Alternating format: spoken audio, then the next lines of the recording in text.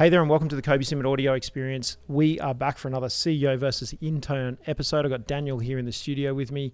Daniel's family have a tailoring business, Top Ride Tailors.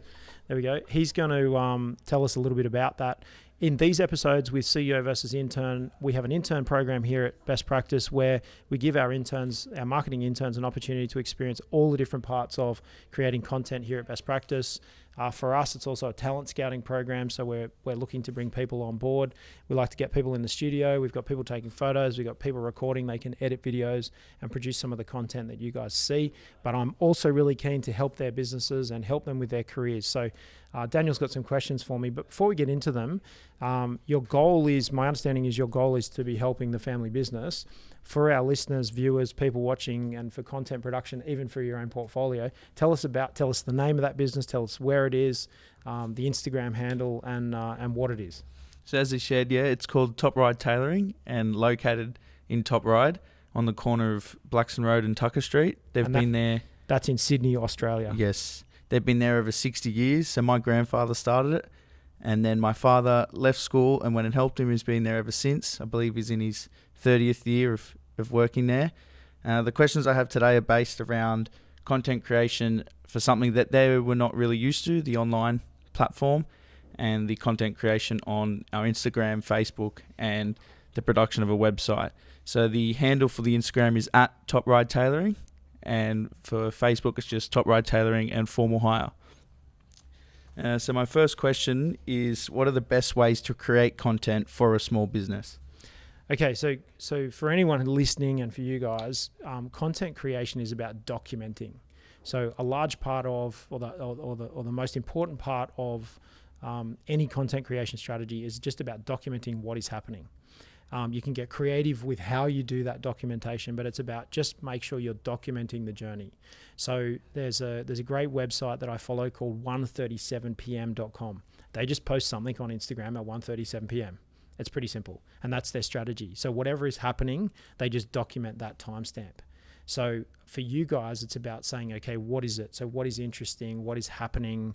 What is your context? So once you start documenting, you can start to get creative. And I just said that to Bella a second ago here in the studio. Rule number one with photographs is always bend your knees.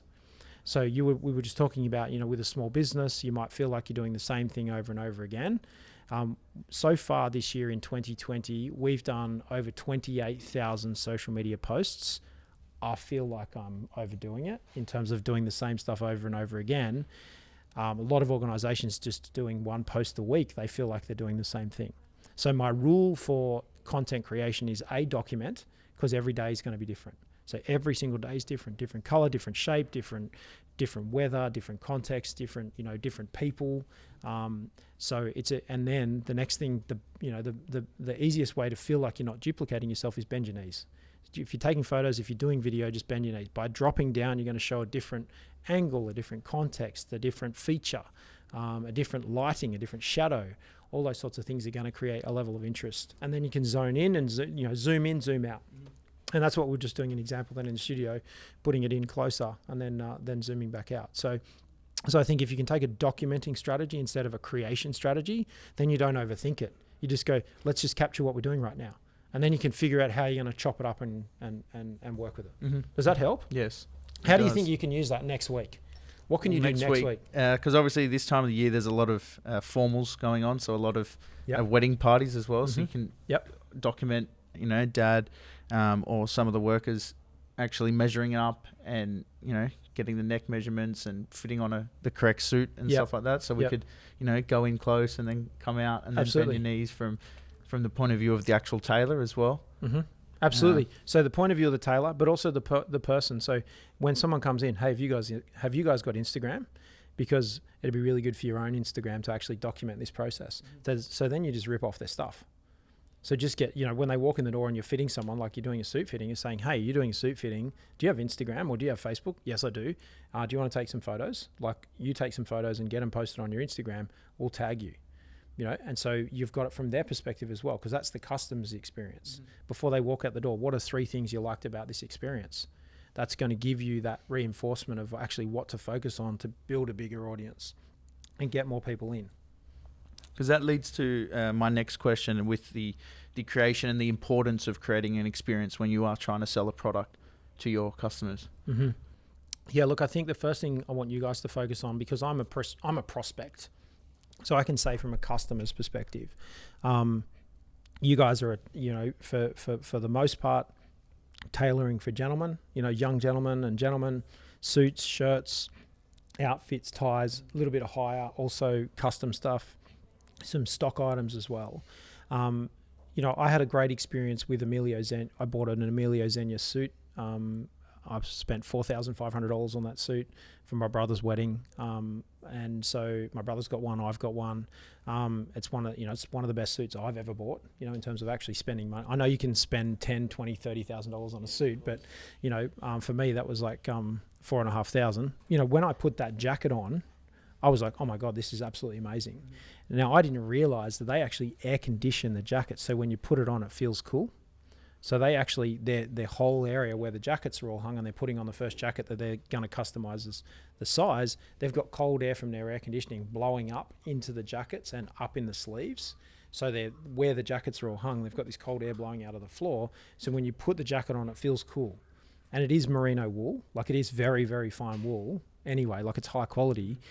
But the very first time you put it on, you don't want to take it off. And that's their thing, is like, their brand is all about the very first time you put it on, you don't want to take it off.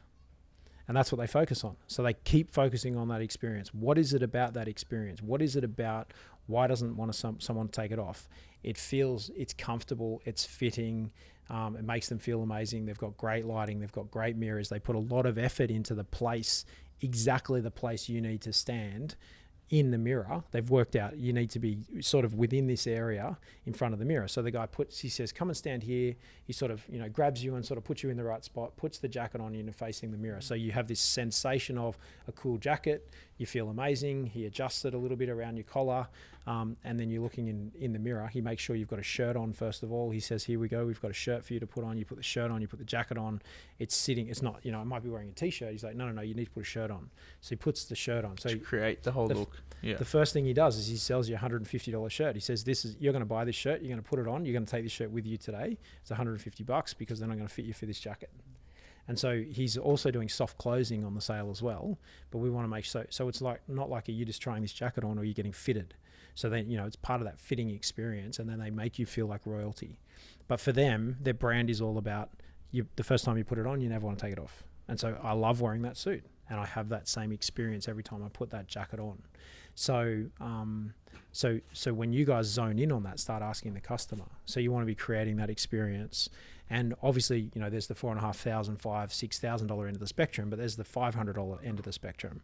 And you still want to create that same experience, because then your customers, your lifetime value of your customers is they're going to, bring back the other generations in their family. They're going to tell their friends and family, but they're going to come back because they felt comfortable, they felt safe. You made them feel confident, you made them feel amazing, and you made them feel absolutely handsome. So it's almost regardless of the price they are willing to pay, you're creating the experience no matter what. Absolutely. If it's the $300 jacket right to the $3,000. Absolutely. Exactly right. And then, then it's upsell, cross sell. So if you've got, financially, if you've got your margins right on your products, it shouldn't matter, because, you're basically, it's not, it's not about being selfish. It's about being paid to be able to do what we love doing. And so, the market's going to always decide where the price point is. But on the topic of price, you can sell anyone anything for any price, but the value's got to exceed the price. And so if someone's not spending $500, they don't see the value. And it's obviously a bit of target marketing as well. So if we target the right market at the right level of sophistication, those people will walk in our door and they'll spend the money. And so then it's a case of saying, well, do we just sit here in this specific location and get whoever walks past? Or do we sit here in this specific location and go and attract potential buyers? How do you get me in the car and over there? Because if I go there, I'll probably spend $5,000. Makes sense? Mm-hmm. So that's what we're really going to be thinking about. Okay, well, what do we need? Are we going to target Kobe and Kobe's counterparts? Because if we have one $5,000 or three $5,000 sales per day, and we're just giving three people a really special experience, how do we get them to start coming in the door? Well, we market to them, then we give them a great experience, and then we give them such an amazing experience that they go and tell everybody, and then everybody else goes over there. So it's that whole process. First, you actually have to go and do the work, go and find those customers, and then when they come there, make sure that you absolutely 100% smash it. I have no doubt that you guys 100% smash it. What we want to be doing is just getting the right people to walk in the door. Like at the moment, you know, are we targeting schools and formals? Are we targeting weddings? Are we doing, you know, and so there's those elements, you know. It's really hard for guys to go suit shopping, you know, with wedding parties, for example. So if you can create a wedding party experience, which might not be at that location, it might be somewhere else. You say, look, we do special fittings for groups of people at a completely different location. Then you don't need to be in a retail location with retail rent. You know, you can start figuring out, actually, we'll come to you. And so you have beers and drinks and a barbecue or whatever at your house, will come out and we'll do the fitting for you at your location. Then you haven't got the overhead costs of the location. Like I'm just spitballing ideas around just different how do we expand the business and start attracting people, you know, for the, you know, do you want a special formal hire fitting experience at your house? And then we can start to say, and then people say yes. You say, okay, well, that's a $2,000 experience, or it's a $3,000. You know, what's it going to make it worth? What's going to make it worth your while to go out and physically do that at their location? You can start thinking about what that experience looks like. Yeah, I think the intertwining of obviously being at home, you're always comfortable at your own house. So then when you can intertwine that, you kind of feel the sense of absolutely professionalism at home as well. Yeah, so it's a delicate balance. You're not going to be able to control the temperature, the lighting, you know, the other elements. You know, there's going to be a dog, there's going to be dog hair, there's going to be a yelling mum, there's going to be a tiny little kid with snot coming out of its nose. You know, all that kind of stuff. You know, my dog running around here, for example, there's going to be dog slobber on stuff. You can't control it, but it's starting to think about actually what do you really love. You know, if the guys, they've been there in that location for a long time, clearly it's working, because they've been there so long. Like most businesses fail, 50% of businesses fail in the first 12 months. For a business to be there, what did you say, 60 years? 60 years this year. To be that long, you know, there's something's working. So it's starting to say, okay, well, what is it that's working? And asking them and saying, you know, what have been some of the real highlights over the 60 years? What should we double down on? How has the market changed? You know, people still want to feel amazing. You know, and so it's like going to a barber shop and saying, why do people go to their regular barber? Because they get that experience. They're made to feel amazing. Those sorts of elements. Cool. Yeah. Thank you very much. That's all right. No worries at all. So this has been CEO versus intern here on the Kobe Simon audio experience, recording this on a podcast, giving some people some opportunity to create some content and document what we are doing. Have you guys got any questions? Use guys. That never comes out my mouth. Have you guys got any questions? So Cam has just asked a question. He's in an expensive shop. He doesn't usually shop there. He's just browsing. He's just checking stuff out. And not necessarily got the money for it, but the salesperson's selling really hard. There's two things. There's one is, what do we do as the person who's being sold to really hard? What's our response? And the second is, what we do as a salesperson to overcome that objection. Let me give you guys the first response. The best response is to someone who's selling you really hard and you just don't want to buy the product, is to say, I'm not liquid for this right now. Like, you can sell as hard as you want. I don't have any money in my pocket. And I'm not going to be buying your product. I'm browsing, I'm checking it out. Maybe it's something that I really like your products. Give them some compliments. I really like the shirts. I really like what you've got here in your store. I really like how your store's laid out. So I thought I'd come in and have a look. You guys are doing a great job. I was just looking at some of your products. I might be able to buy them in the future when I earn more money. Pretty straightforward. Like, it's just being about honest and transparent. And they go, oh, cool, and they'll walk off, you know, or they'll hang around. They might be passionate. You say, look, you know, if you want to keep telling me about your products, I want to learn more. But I'm not liquid right now. As a salesperson, an ethical salesperson is about doing your, you know, prospecting and your lead validation. So is this actually a lead? Which is the same on the reverse side, is you don't want to be like rude to somebody, but you want to make an assessment. Don't judge a book by its cover. So you don't want to say, oh, that person's not liquid right now. Have you been in the market for shirts for very long? So how long have you been looking for shirts? What are some of the other shirts you've looked at? Have you got a budget in mind? Is there, you know, what's your kind of price expectation for how much you'd like to spend on a shirt? And so that's validating whether the person's at the right price point in retail, if that makes sense. I think what Jordan Belfort, we're talking about Jordan Belfort, The Way of the Wolf. We're talking about, you know, how somebody can deal with objections and how someone can prospect. It's really important to be validating. And some of the books like Sell or Be Sold by Grant Cardone, that's up here on the shelf. He's talking about get mistakes out of your pipeline. So get people out, you know, don't be investing time and wasting time on people in your pipeline. In a bricks and mortar retail location where you guys are, if you can give everybody that comes in the door an amazing experience, they're going to be telling other people, and it's a numbers game. So I don't think, unless they're looking to steal something and shoplift, you want to be identifying them pretty quickly, but you still want to be giving people really great service. You want to be giving a huge amount of value, whatever that might be, in terms of knowledge, experience, education, those kinds of things, because you want to be talking people up about the product. I'll give you an example with some advertising. When Lexus was launched in Australia, there are two newspapers. There's the sort of upper class kind of newspaper, the Sydney Morning Herald and the Australian Financial Review, and then there's the Daily Telegraph, which is what I call the paper of the people, newspaper of the people. Now, there's not so much newspaper advertising nowadays, but back then, Lexus specifically advertised. They didn't advertise in the Financial Review, and they didn't advertise in the Sydney Morning Herald where their readers were. They advertised in the Daily Telegraph. And people were like, why would you advertise in the Daily Telegraph? None of the readers of the Daily Telegraph will ever buy your vehicles, the Lexus.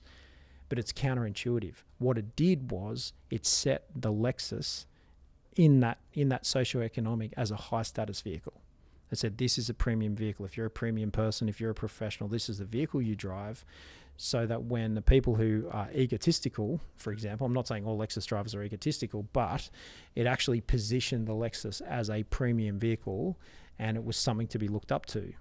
And so when you're starting to think about, positioning and the people that you come in with your store, for example, you want to be positioning so they understand that, hey, they're really friendly, they're really progressive, they educated us, educational, entertaining, and informative. That's what we talk about with our posts. That's even the experience, so that everyone comes in the door, gets a friendly hello, gets looked after, gets a pat on the back. Hey, you look amazing. Hey, you look handsome. What can I get you information on? So when someone walks in the door or someone calls up your organization saying, hey, what can I get you information on? How can I help you? What would you like to know about this? And they say, oh, no, I'm just looking. It's like, okay, cool. Well, while you're looking, would it be okay if I just talk to you through some of the different kinds of merino wool that are in jackets, for example? And they go, oh, okay, that'd be interesting. Hey, did you know that the wool in these jackets, although it comes from Italy, it actually comes from central Western New South Wales? So it's on the sheep stations in central Western New South Wales. The wool gets shorn off the sheep, and then it gets sent over to Italy. It gets spun into fine merino. It gets made into jackets, and it comes back to Australia. It's a really interesting story. So you're actually technically you're buying Australian grown wool. And I go, oh, that's really interesting. Hey, I hope you have a great day. See you later. Hopefully see you next time when you're in the market for a jacket. So it's about, like not being afraid to ask the questions, but also making sure that you have all the answers. Absolutely. When they throw a question back at you. Yeah, absolutely. And if you can be if you can be like me here with what we're doing with some of our subject matter, I'm like, do I know everything about it? No, I don't. But I try to, if I don't have an answer to a question, I'll go and find it out. But product knowledge is really important, and in-depth product knowledge is as important, but it's also the in-depth knowledge of the customer's experience, so that you can quickly go, all right, this is the level of sophistication of this person coming in the door. I've got to bring them along that journey. I can't just go straight to, a density of the merino wool in the jackets, for example, or whatever the different fabrics are of some of the formal suits. Make sense?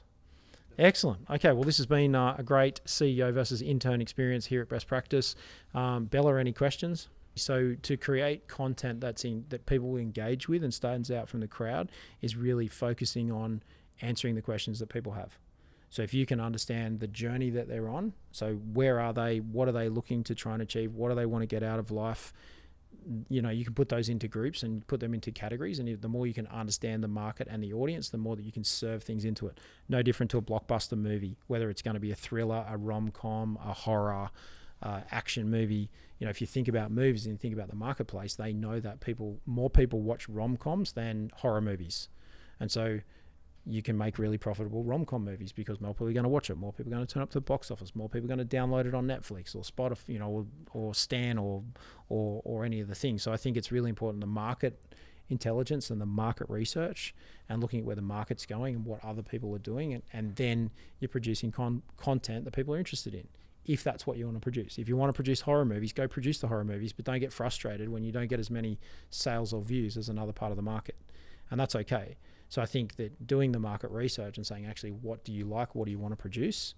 Then you can say, okay, well, what are the outcomes there? Does that help? Yeah. Yeah, awesome. Okay, cool. All right. Well, that's a wrap for Kobe Simon audio experience here on our podcast and any of the videos that we're making. I hope you enjoyed it. If you have got questions, please reach out to us here at Best Practice. And if you have got a question, we have got the answers. See you next time on Best Practice TV. Bye for now. Thanks, mate. Thank you.